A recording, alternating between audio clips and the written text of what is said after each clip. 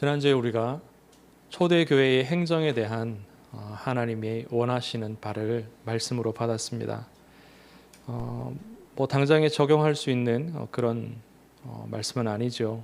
앞으로 우리 교회가 또 행정적으로 여러 가지 일들을 해야 될 텐데 그때에 필요한 말씀인 줄로 압니다. 그러나 지난주에 캠프를 하면서 여러 목사님들과 모여서 대화하는 시간들을 좀 가졌습니다. 대화하고 포럼하면서 교회들에 일어나는 어떤 여러 가지 일들, 또 오래된 교회들 그런 일들을 이야기를 하면서 행정이 참으로 중요하구나 그런 생각을 또 한번 가졌습니다. 그리고 역시나 그 행정에 있어서 이 교회는 또 이렇게 하고 또 다른 교회는 또 이렇게 하고 어떤 사람의 지혜나 또 경험이나 그런 연륜들이 필요하겠지만 이 모든 일의 결론은 결국 성령의 충만함을 입는 것이다. 그렇지 않으면 결국은 사람이 원하는 바대로 갈 수밖에 없고 또 사단이 원하는 대로 바뀌어 가게 되고 그래서 결국 문제가 올 수밖에 없는 것이구나 라는 것을 확인하는 시간을 저는 개인적으로 가졌습니다. 정말로 하나님이 원하시는 그러한 행정을 하는 교회가 되기를 주의 이름으로 축복합니다. 오늘 말씀은 성령의 충만함에 관한 말씀입니다. 말씀 제목도 4절에서 잡았지요. 그들이 다 성령의 충만함을 받고 예수 그리스도께서 승천하신 이후에 한 10일 정도 제자들이 기도에 집중하였습니다.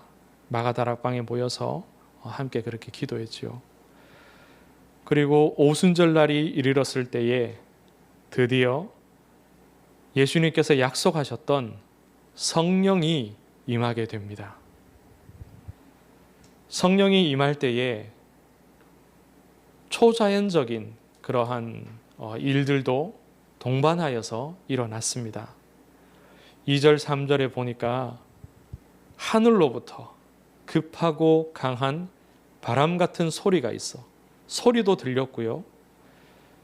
그들이 앉은 온 집에 그 소리가 가득하였다라고 말하고 있습니다.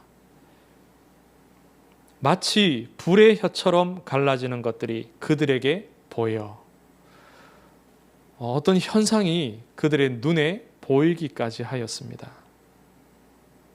초자연적인 현상이죠. 우리가 자연적으로 평상시에 볼 수 없는 그런 일들입니다. 그리고 중요한 것은 그 불의 혀처럼 갈라지는 그 무언가가 각 사람 위에 임하였다라고 합니다.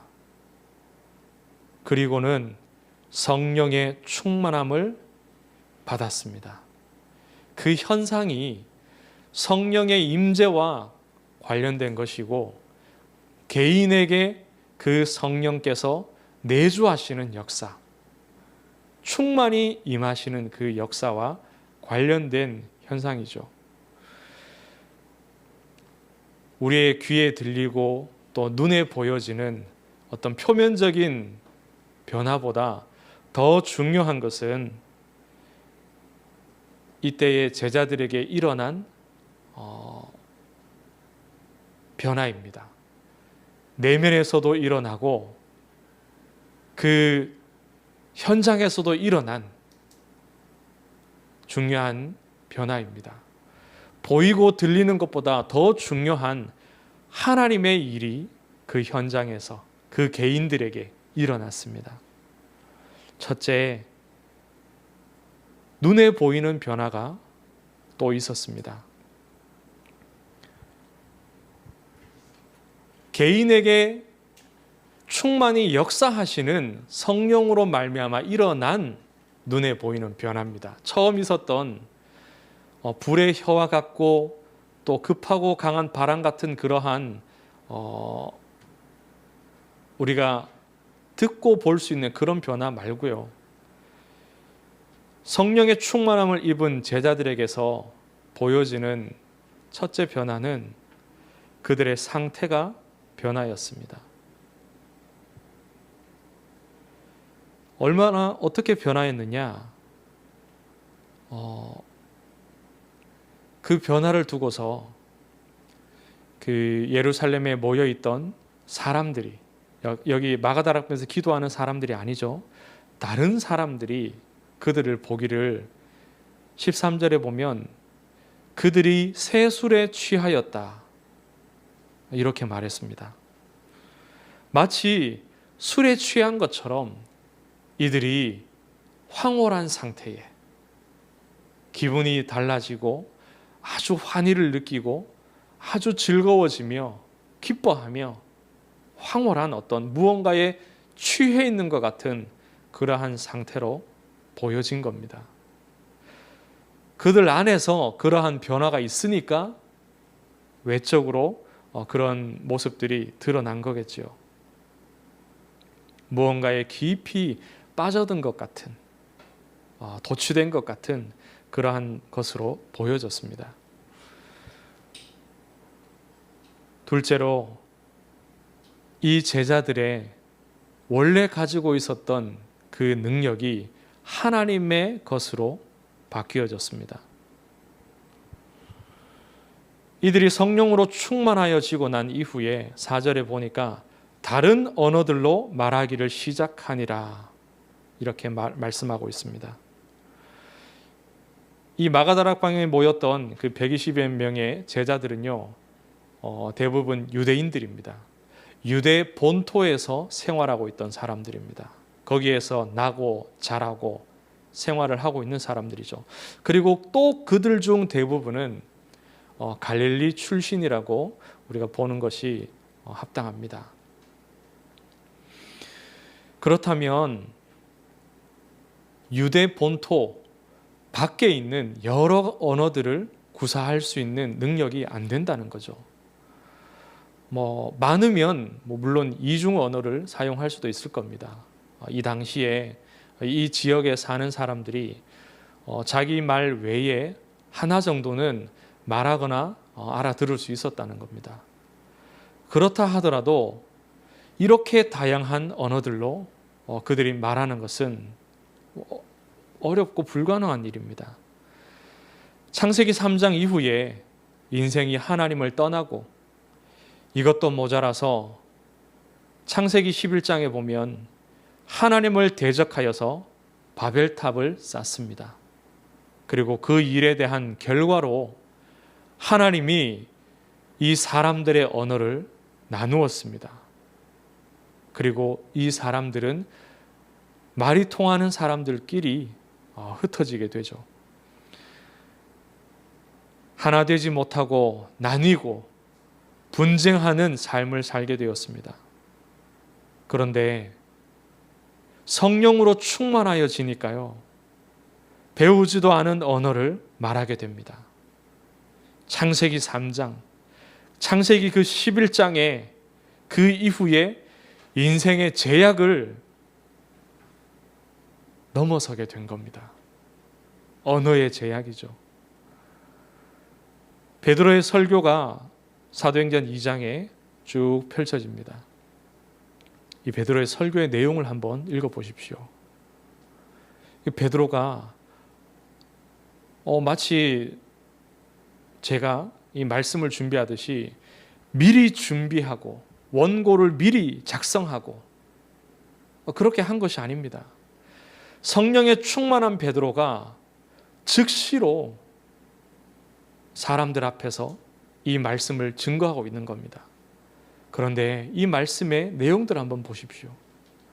과연 베드로가 어부 출신이고 고등교육을 받지 아니한 그런 사람인가 의문을 품게 됩니다. 이 사람이 하나님의 말씀에 정통한 학자가 아니냐, 랍비가 아니겠느냐, 바울과 같은 엘리트 교육을 받은 자가 아니겠느냐 할 만큼 이 베드로의 설교가요, 정말로 성경적인 깊이를 갖고 있으며 또한 동시에 복음의 가장 정확한 내용을 선포하고 있습니다. 그 이유가 뭐지요?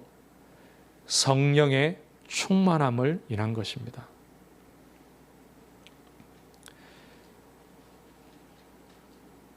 사도행전 4장에도 보면은 공회 앞에 서서 베드로가 말할 때도요, 8절에 보면 베드로가 성령이 충만하여 이르되, 성령의 충만함을 입었습니다.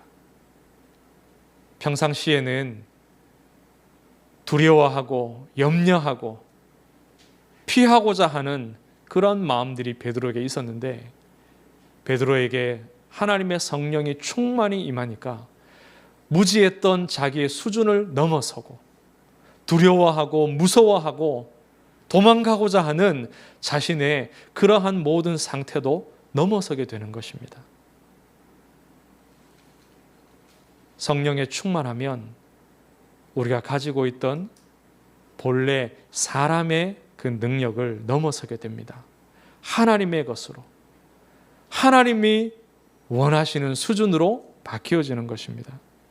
셋째, 성령에 충만할 때에 하는 일이 바뀌어집니다. 11절에 보면 다른 언어로 말하기 시작하는 그들의 이 제자들의 말을 듣고요, 그 말을 들은 사람들이 하는 말입니다. 하나님의 큰 일을 말함을 듣는도다. 성령의 충만함을 입은 제자들이 하나님의 큰 일을 다른 언어로, 외국어로 말하기 시작했습니다. 베드로의 설교는 그 내용이 무엇입니까? 그리스도 복음과 구원의 길을 선포하고 있습니다. 제자들이 비로소 자신들에게 주어진 사명, 그 본분을 잘 감당하고 있죠. 예수님께서 마지막에 이들에게 하셨던 말씀입니다. 너희는 증인이 되리라. 복음의 증인으로서의 그 본분을 잘 감당하고 있습니다. 그리고 처음부터 선교도 시작하고 있죠. 오순절을 기다리면서 15지역에서 유대 본토 밖 15지역에서 온 순례자들이, 나그네들이, 외국인들이 그 자리에 모여 있었습니다. 그런데 그들의 귀에 자기 언어로 이 그리스도의 복음이 증거되는 겁니다. 하나님의 큰 일이 무엇입니까? 우리 인생을 불쌍히 여겨서 자기 아들을 사람의 몸을 입혀 이 땅에 보내시고 우리를 위하여서 십자가에서 죽기까지 사랑하셨고, 하나님의 아들이시라는 증거로 사망과 사단의 권세를 깨뜨리고 부활하셨다. 그 그리스도를 믿고 세례를 받으면 구원받는다. 이 그리스도의 복음이 15지역에서 온 순례자들에게 선포된 것입니다. 하나님이 그토록 원하시는 선교가 사도행전 2장에서 성취되어지고 있는 것입니다. 이러한 세 가지 변화가 궁극적으로 말씀하고 있는 바는 무엇입니까? 곧 하나님이 원하시는 것입니다. 하나님이 원하시는 것, 그리스도의 복음이 만민에게 증거되어져서 하나님이 택하신 백성들이 하나님께로 돌아오는 것, 이 구원의 역사가 하나님이 원하시는 것입니다. 마치 술 취한 것처럼 하나님의 일에 집중되어집니다. 각자가 자기가 살아온 인생이 있고 지금 처한 일들이 있을 겁니다. 누군가에게는 다급한 일일 수도 있고 누군가에게는 아주 중요한 일이 있을 수도 있습니다. 그러나 성령으로 충만하여지니까요, 하나님께 집중되어집니다. 하나님께 도취되어집니다. 그리고 자기 능력을 다 넘어서서 하나님이 하나님의 수준, 처음 아담과 하와에게 주셨던 그러한 능력의 수준을 회복하게 되어지고요. 그리고 자기의 일을 하는 것이 아니라 하나님의 일을 합니다. 그리스도의 복음을 온전히 선포하게 됩니다. 이러한 변화가 무엇을 위한 변화입니까? 복음 증거, 하나님의 소원입니다. 누가복음 24장을 한번 보겠습니다. 누가복음 24장에 보면 49절에 볼지어다 내가 내 아버지께서 약속하신 것을 너희에게 보내리니 너희는 위로부터 능력으로 입혀질 때까지 이 성에 머물라 하시니라. 위로부터 오는 하나님의 능력, 그 성령이 임할 때까지 기다리라는 겁니다. 왜 성령을 입어야 됩니까? 왜 그 능력을 입어야 됩니까? 그것을 46절부터 47절에 또 48절에 말하고 있습니다. 그리스도의 고난과 그리스도의 부활을 증언하는 거죠. 그리고 49절에 47절에 보니까 그의 이름으로 죄사함을 받게 하는 회개가 예루살렘에서 시작하여 모든 족속에게 전파될 것이 기록되었으니 이 모든 일에 너희가 증인이 되리라. 언제요? 위로부터 능력을 받을 때에. 예수 그리스도께서 하신 일에 증인이 되도록 하나님의 영, 성령을 우리 안에 내주하도록 하시는 것입니다. 물론 그리스도 이전에도 성령께서는 사람들에게 임하시고 역사하시고 하셨습니다. 주로 하나님의 말씀을 예언할 때에 그렇게 하셨죠. 하나님의 선지자들에게 하나님의 영이 임하고 때로는 선지자가 아닌데도 사울 왕처럼 왕이 되기 전에 하나님의 영이 그에게 임재하여 그 사울도 예언하고 했습니다. 그러나 이제는 누구든지 그리스도를 믿기만 하면 믿는 사람에게 다 이 성령이 오시는 것입니다. 사도행전 2장 39절에 말씀하고 있죠. 너희와 너희 자녀와 모든 먼데 사람 곧 주 우리 하나님이 얼마든지 부르시는 자들에게 하신 것이라. 성령이 임하시겠다는 이 약속이 누구를 위한 것입니까? 너희와 너희 자녀와 먼데 사람 그리고 누구든지 하나님을 부르는 사람에게 그리스도의 이름을 붙잡고 하나님 부르는 자들에게 이 약속이 성취되어지는 겁니다. 유대인이든 이방인이든 누구나 예수를 그리스도로 믿고 주로 영접하면 이 성령이 임하시는 겁니다. 이것은 38절에 보니까 하나님의 선물입니다. 그리스도께서 이 땅에 오셔서 그 그리스도의 일을 완성하신 이후에 하나님께서 하나님의 백성, 자기 백성들에게 주기 시작한 특별한 선물입니다. 이 선물이 성경에 미리 예언되었죠. 선지자 요엘을 통하여서 말세에 하나님의 자녀들에게 자기 백성에게 부어주시리라고 약속하셨던 그 영입니다. 오늘 우리에게 중요한 것은 이미 우리는 성령을 받았습니다. 예수를 그리스도로 고백하고 성령이 우리 안에 계십니다. 그런 우리에게 중요한 것은 무엇이냐? 충만입니다. 충만할 때, 주의 성령으로 충만할 때 일어나는 일, 주의 영으로 충만할 때 하나님의 일이 이루어집니다. 예수님을 인정하고 그 예수님의 말씀을 잘 받고 예수님과 함께 먹고 마시고 함께 다녔던 제자들, 예수님의 그 공생의 사역 동안에는 그렇게 예수님과 동행하며 함께 있었지만, 말씀도 잘 받았지만 이 복음의 증인으로는 부족함이 있었습니다. 순간순간 예수가 그리스도 되심을 놓치고 순간순간 자기 동기를 내세우고 염려와 불안과 두려움에 사로잡힌 것이 그 제자들의 모습이었습니다.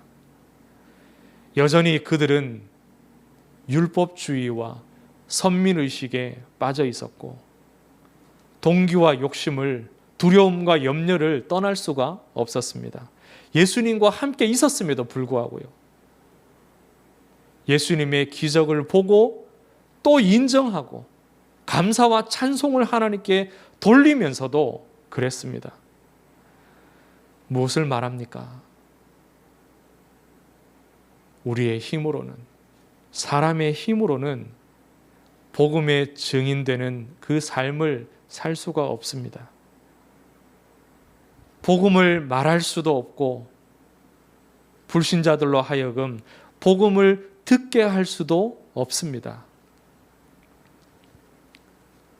물론 전도지를 줄 수 있고 이 복음의 내용을 우리 입을 통하여서 말할 수가 있죠. 그러나 그 안에 능력이 없는 것입니다. 복음의 내용을 몰라서 전하지 못하는 것이 아닙니다. 우리가 복음의 내용을 몰라서 현장에 하나님의 구원의 역사가 일어나지 않는 것이 아닙니다. 능력이 없어서. 그래서 우리는 위로부터 주시는, 하나님이 주시는 그 하나님의 능력을 힘입어야 됩니다. 성령이 역사하시면 이 땅의 강한 자, 공중 권세 잡은 자의 그 권세가 결박됩니다. 그때 비로소 하나님의 나라가 임하게 되죠. 우리 개인이, 하나님의 자녀들이 구원을 받았지만 여전히 옛 모습을 가지고 있습니다. 나 중심의 마음, 다르게 말하면요, 하나님처럼 되려는 마음입니다. 나 중심 깊이 들어가면은 내가 주인이 되는 삶이고 내가 하나님처럼 되고자 하는 그것을 말합니다. 세상 문화에 빠져들고 나도 모르게 귀신에게 미혹되는 일들이 일어납니다. 내게요. 하나님의 자녀인 내게 일어납니다. 알지도 못하면서 하나님을 대적하는 노래, 세상을 찬양하는 노래, 네피림의 문화를 즐기게 하는 그러한 문화 속으로 흥얼거리고 즐기고 그 삶 속에서 허우적거리게 됩니다. 사단이 작정하고 하나님의 자녀를 속이려고 덤벼들면 당해낼 수가 없습니다. 우리 능력으로는요. 나를 높이고 내 것을 쌓아 올리고 내 것을 자랑하려는 그러한 욕구가 가득합니다. 숨겨져 있을 뿐이지 우리 안에 여전히 있습니다. 나아가서 하나님의 영광에까지 도전하고자 하는 그런 마음들 일어날 수 있습니다. 이것들이 뭡니까? 창세기 3장에, 창세기 6장에, 창세기 11장에 분명히 기록되어져 있는 하나님 떠난 인생들의 모습입니다. 그들의 삶의 모습과 그 내용이 하나님의 자녀된 우리에게도 여전히 숨겨져 있고 때때로 드러날 수 있는 것입니다. 성령으로 충만하여지지 않으면, 성령 충만 가운데 있지 아니하면 이러한 창세기 3장, 6장, 11장의 싹이 자라나게 되는 겁니다. 하나님처럼 되려는 그러한 마음들, 세상 문화를 즐기고 나도 모르게 귀신의 문화를 따라가는 그러한 일들, 나도 모르게 내 것을 드러내고 자랑하고 인정받고자 하고 하나님의 영광보다 내 영광을 더 구하게 되는 그러한 일들이 일어나게 됩니다. 성령으로 충만치 않으면 이 일을 이길 수가 없습니다. 예수 믿은 지 오래되고 나서 나이 들어서 중직자의 직분도 받고 목회자의 직분도 받고 그런 이후에 이러한 일들이 얼마든지 일어날 수 있습니다. 신앙생활 오래 하면서 이러한 일들을 교회 안에서 보시지 않았습니까? 말씀을 맺습니다. 사도행전 2장에 지금 이 본문에 일어난 이 성령의 역사는요, 성령 충만의 이 역사는 성경 전체에서 가장 중요한 하나님의 일 중에 하나입니다. 하나님이 이 땅을 창조하시고 우리 인생들을 자기 형상대로 창조하신 그 일, 그리고 하나님을 떠난 우리 인생을 불쌍히 여기셔서 자기 아들을 이 땅에 그리스도로 보내신 일, 그 그리스도의 일을 다 이루게 하신 일, 그리고 이제 하나님의 모든 백성에게 자기의 영을 부으시는 일, 이 일들이 성경의 가장 중요한 하나님의 일입니다. 그 일이 사도행전 2장의 이 본문에서 일어났습니다. 그리고 우리에게도 동일하게 약속되어졌습니다. 그리스도의 이름을 부르는 자들에게 이 하나님의 영이 충만히 임하리라. 그리고 비로소 그리스도 복음의 증인이 되리라. 성령으로 충만하여지기를 주의 이름으로 축원합니다. 하나님 은혜를 감사합니다. 약속하신 그 성령의 충만함을 우리 각자에게 허락하여 주옵소서. 약속하셨사오니 성취하여 주시고 하나님의 백성들로 성령의 충만함을 입어 하나님 나라의 큰 일을 이뤄가게 하여 주시옵소서. 온전히 쓰임받는 교회가 되게 하여 주옵소서. 살아계신 주 예수 그리스도 이름으로 기도드리옵나이다. 아멘.